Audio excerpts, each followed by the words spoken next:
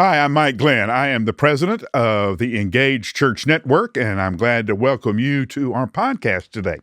Joining me today is John Pfaender. John is the founder, CEO, Grand Poobah of Lasting Media, a local media company here. And for full disclosure, he does take care of everything for ECN. And I've really enjoyed working with John these last several months and the quality of work that he does. Now, let me tell you why we're here.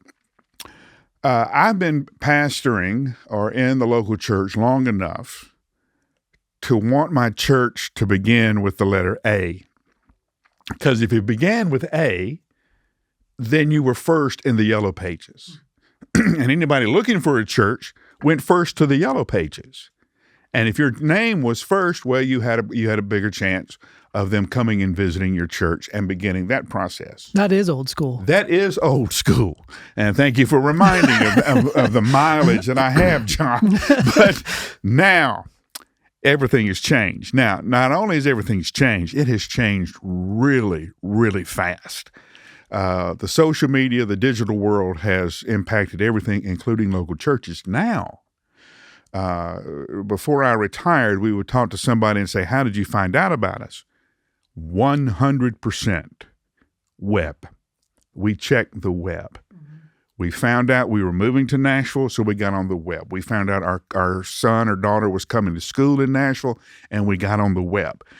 So the first place that people see your church now, and this is across the board, this doesn't matter about the size of the church, the location of the church, any church, the first place they encounter your church is the web.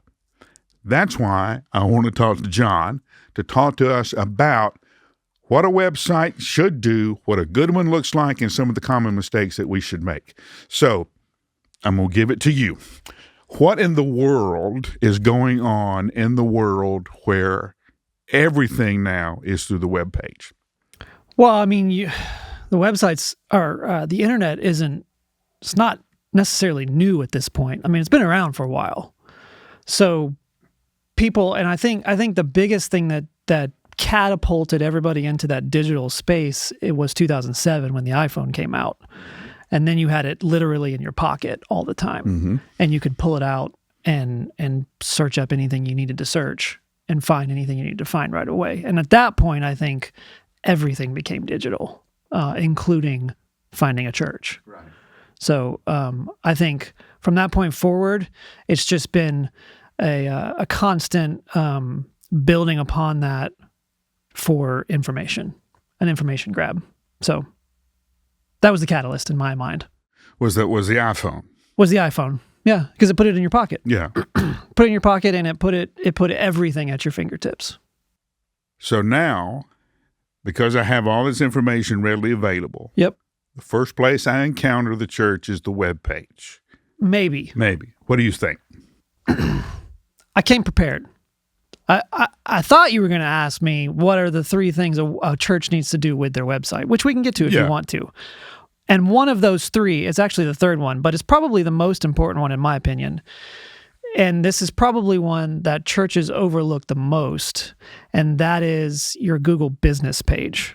Because churches will typically say, well, I'm not a business. I don't need to worry about my Google business page. But, and if those who are not familiar with it, your Google business listing is, if you search your church name, it's the thing that shows up on that sidebar right there that's got like pictures of your church, and it's got your address, and it's got your phone number and all that. That is the first thing. If someone just literally Googles your church name, that is the first thing they're going to see. That is your first impression. So it's going to have reviews on your church that anybody's left. Mm-hmm. You'll want to make sure it's stocked with good photos of your church, your correct address, correct phone number, correct website, all that. That's going to be immediately the first thing anyone sees. So it's that picture of your church with website, all of that right under. That's the Google business page. Correct. Yeah. Okay. And most churches overlook that because they think, I'm not a business. Why do I need to worry about Google business? But that's just what it's called. That's not necessarily what it's for. It's for any organization that's out there that's going to be searched to make sure that your information is correct and up to date. Okay. That's probably the number one most important. Okay. And gets overlooked all the time by churches specifically. All right. You said there were 3. There were 3. The first one I would say, once someone actually gets to your website, is your homepage. Like, your homepage needs to have,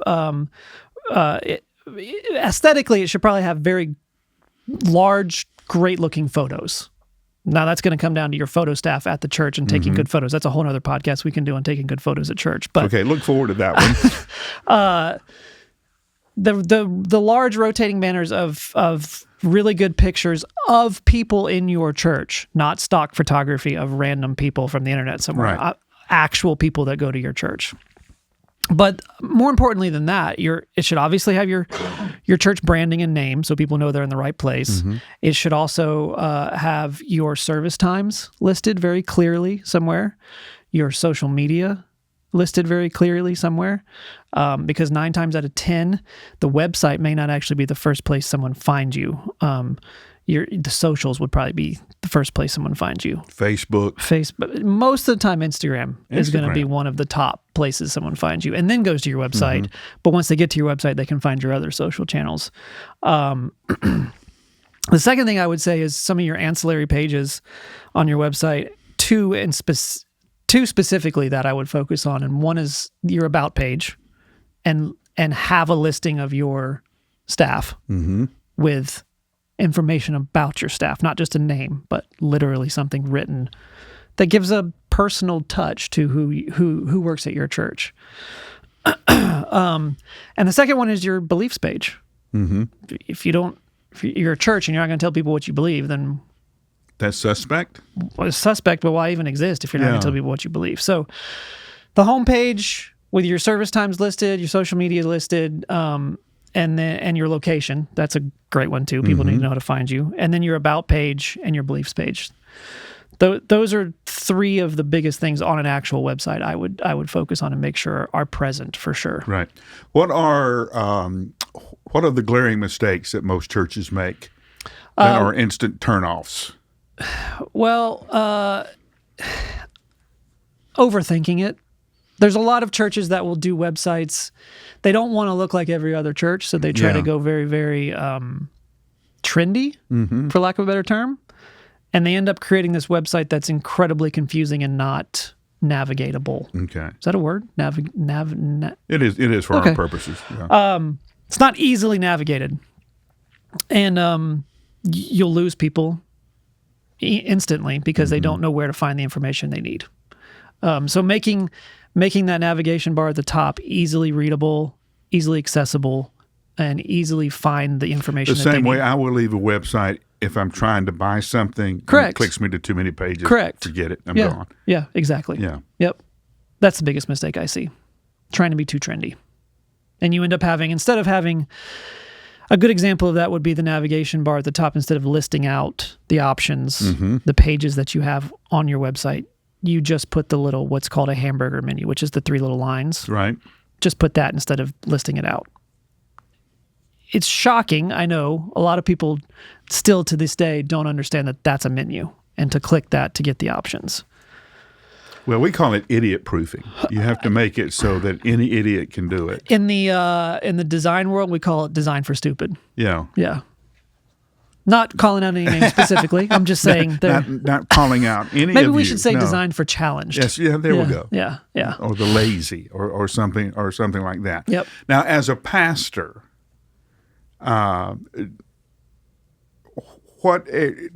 first of all, does a pastor need to be involved in social media? I think that the pastor needs to be involved.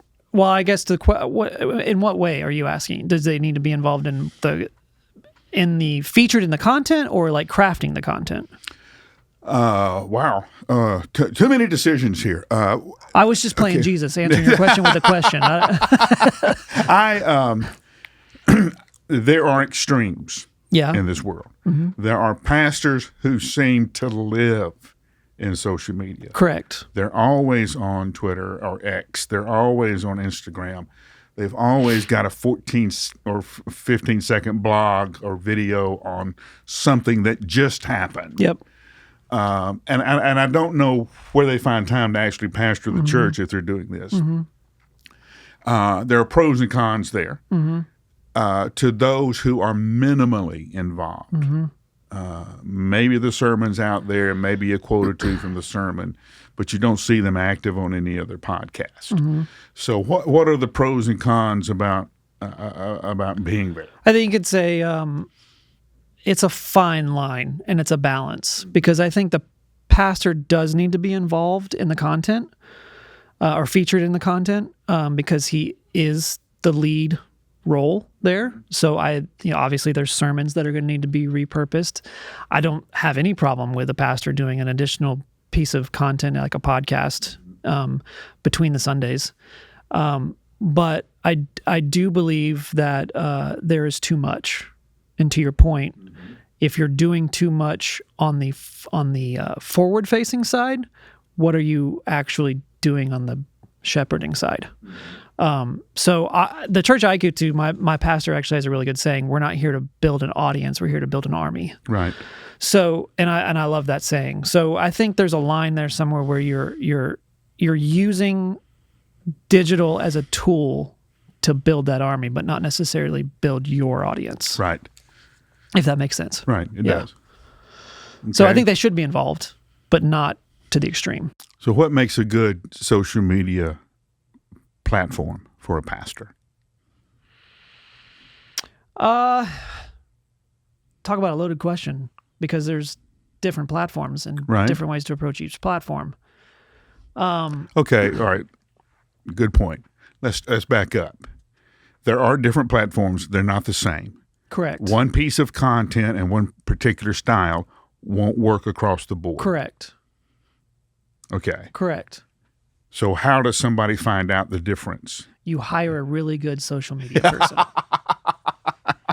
Either internally or externally. Right. But you've got to have somebody on your staff that understands, or externally, if you want to outsource that, you've got to have somebody working closely with you that understands each one of those platforms, because they are very different from each other. Right. And you have different audiences on each one, so they have to be spoken to very differently. Right.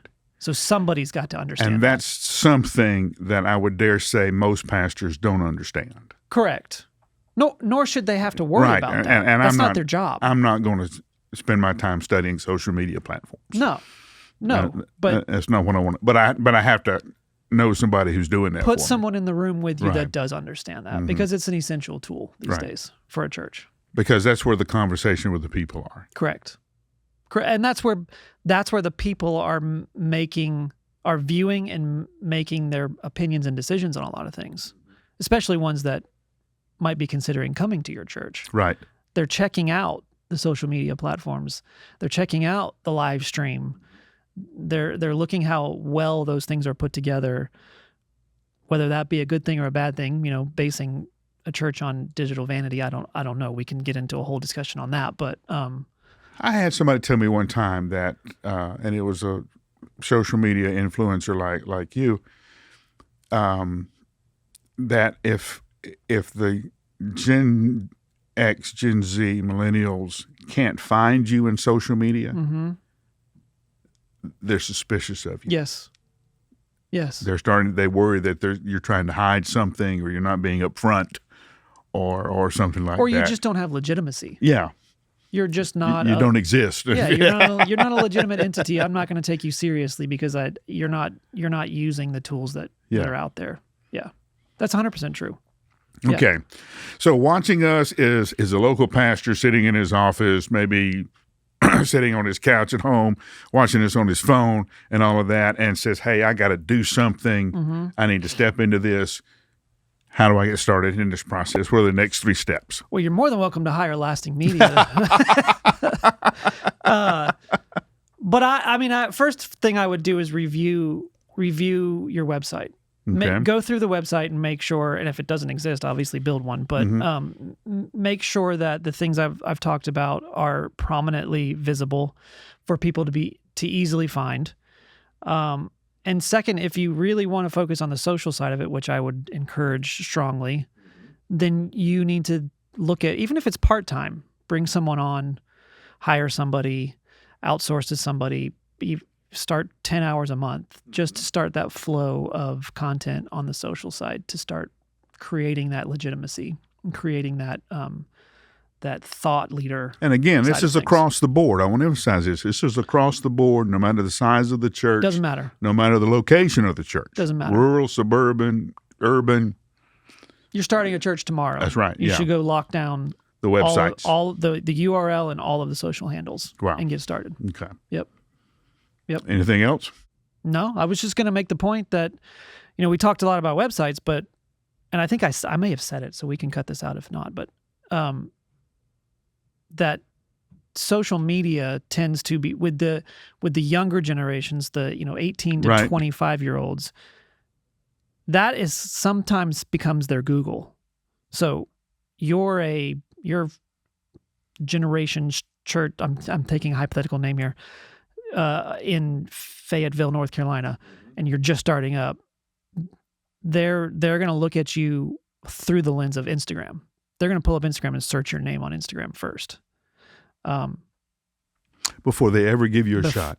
I mean, like, That's amazing. I don't know the percentages on it. I know I'm giving away my age now, but I don't know the percentages on it, but Yeah. I know it is high. That and we can pull the stats and put it online somewhere if we need to reference it later. But it is a very high statistic of the younger generation that's using the social media platforms as their search engines instead of Google.